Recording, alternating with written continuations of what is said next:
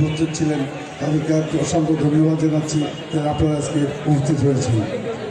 উপস্থিত জনগণ আপনারা যারা উপস্থিত হয়েছেন বিভিন্ন ইউনিয়ন থেকে এসেছেন, ইউনিয়নের কর্মী যারা ইউনিয়নের নেতা কর্মী যারা আছেন সকলকে ধন্যবাদ যে আপনারা কষ্ট করে আমাদের মাঝে এসে উপস্থিত হয়েছেন। কারণ আজকের এই জনসভাটাই আমাদের শেষ জনসভা। আগামী 12 তারিখ ইলেকশনের আগে আর কোনো জনসভা আমাদের হবে না। কাজেই আমাদের সকলের সাথে একবার দেখা হওয়া প্রয়োজন ছিল, তাই আমরা আজকে থানা কমিটিতে আপনাদের থানায় উপস্থিত হতে বলেছি এবং আপনারা এসেছেন, সেই জন্য আপনাদেরকে আবারও ধন্যবাদ জানাচ্ছি। না কী করবে জানি না, ষড়যন্ত্রের ভরপুর আমরা হয়ে গেছি, তার সরকার গঠন করে ফেলেছে। যে সময় আমাদের কী করা উচিত? আমাদের এটাই করা উচিত যে আমাদের প্রত্যেকটা মা বোন ভাইয়েরা বন্ধুরা যারা আছেন আমাদেরকে এখন একত্রিত হতে হবে। আমাদেরকে সকলকে এক হয়ে এই যুদ্ধ, এটা একটা যুদ্ধের মতো, কিন্তু ইলেকশনটাও এই যুদ্ধে ঝাঁপিয়ে পড়তে হবে। যদি আপনি মনে করেন সকালবেলা আপনার ভোট হয়ে যাবে, আপনি ঘুরে থাকবেন, ভোট অটোমেটিক হয়ে যাবে, আসলে তা না। বড় কঠিন কাজ। আমাদের প্রত্যেককে ওই দিন সকালবেলা উঠতে হবে এবং ভোট পাহারা দিতে হবে। এবং আপনারা যদি সবাই পাহারা না দেন তাহলে ভোটের রেজাল্ট খারাপ হবে। এবং একবার যদি রেজাল্ট খারাপ হয়, বিগত দিনের আপনারা দেখেছেন, আওয়ামী লীগ আমলে আপনারা দেখেননি, ছেলের চাকরি হয় না, মেয়ের চাকরি হয় না, কেন? বিএনপি করে, বুঝছে না ভাই? তাইলে আবার যদি জামাতকে ক্ষমতায় আনেন তাহলে সেই ঘটনায় আবার ঘটবে, এই দেশকে জামাত বানাবে।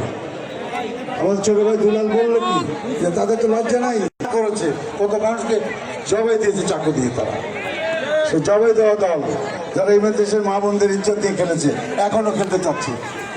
সেই রক্ষটা দলদেরকে যদি আমরা এখন প্রশ্রয় দিই তাহলে তো আমাদের ভবিষ্যৎ কি তা তো আপনারাই জানেন।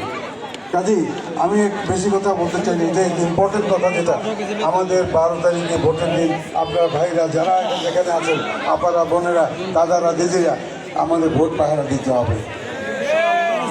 আমাদের যদি আমাদের দল সন্ত্রাসী দল না, আমাদের যদি বিএনপি সরকার গঠন করতে পারে তাহলে আপনাদেরকে গ্যারান্টি দিতে পারি এই দল বিএনপি।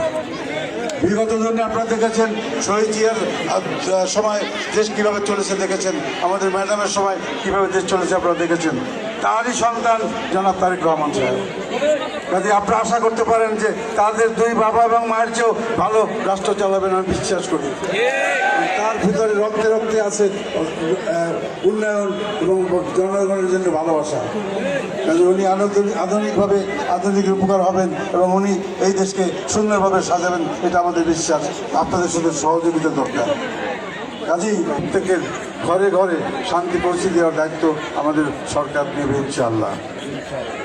আমাদের ভোট গণনার সময় সকালে আচ্ছা রেখে দিতে বলতে পারিনি, এইটা যে ভোট যারা যাবেন ভোট সেন্টারে, মানে ভোট গণনা না হওয়া পর্যন্ত আমরা কেউ সেন্টার থেকে চলে যাব না।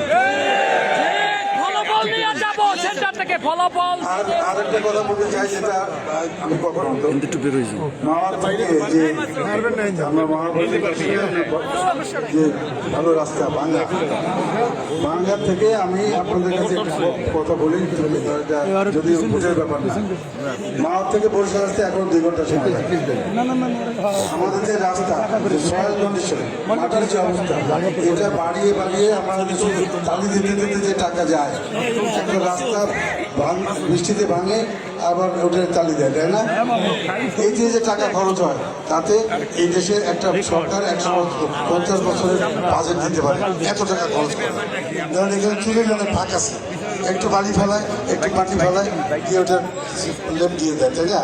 কাজে আমি যে একটা সরকারকে বলতে যাবো যে ভাঙা 4 লাইনে যদি এইটা করা হয়, এই যে রাস্তা যেটা আছে এইটার উপরে আমরা খাম্বা কাঁপবো এবং ওই খাম্বার পাশে ওই রোড চলে আসবে।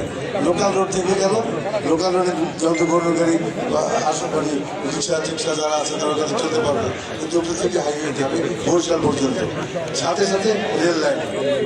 যদি আমরা গ্যাস পাই, বরিশালের উন্নয়ন হতে পারে যদি আমরা কমিউনিকেশন ভালো করতে পারি। রাস্তা আমাদের কিছু কিছু ইন্ডাস্ট্রি আমাদের বরিশালের ঠিক হয়ে গেছে, কারণ তাদের অবস্থা বেশি ভালো না, কারণ তাদের সিমেন্ট ফ্যাক্টরি ক্লিনিকে আনতে হয় নৌকায়, ক্লিনিকার আসে বিদেশ থেকে, সেই ক্লিনিকার আনতে আনতে যে খরচ হয় তাতে সরকার আসে। তাহলে এই একটা দাবি থাকবে আমার যে এই হাইওয়েটা করি। ইনশাল্লাহ এই একটা দাবি যদি আমি করি, আমাদের দেশে যদি 500 লোক জীবন দিয়ে দেয়, রাস্তা ভালো হবে না। 1000 লোকের জীবন দিলে রাস্তা ভালো হবে না, যদি সরকারের সদিচ্ছা থাকে। আর যেটা আমাদের বলে দিল কিছু বলতে হয়, কিন্তু আমি যে বলবো যে এটা করে দেবো ওইটা করে দেবো, আমি তো সেই ধরনের নেতা না, আপনারা জানেন। কারণ করে দেবো এটা বলতে পারি যে আমার, কারণ ভবিষ্যৎ তারা জানে, আমরা ভবিষ্যৎ জানিও না, বেঁচে চাবিও দিতে পারি না, কাজে আমরা ভবিষ্যৎ কেমন করবো। তবে আমরা চেষ্টা করব, আমাদের বিএনপি সরকার ক্ষমতায় আসলে আমরা চেষ্টা করব আমাদের সমাজের উন্নয়ন করার জন্য।